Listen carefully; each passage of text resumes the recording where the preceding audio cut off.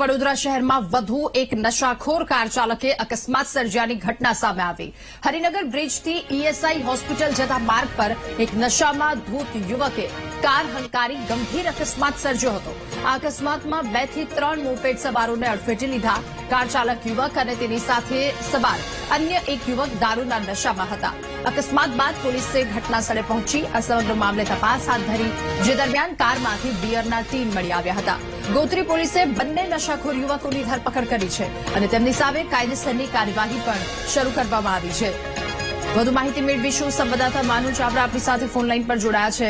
માનુ, અકસ્માતની ઘટના, કારમાં સવાર બંને યુવકો નશામાં ધૂત હતા, શું વધુ વિગતો? રાધા, વડોદરા શહેરમાં નશામાં ધૂત ડ્રાઈવરો છે જે કાર ચલાવે છે, લોકોના જીવ જોખમમાં મૂકી રહ્યા છે। વધુ ડિટેલ રનની ઘટના છે, આજે સવારે બની છે।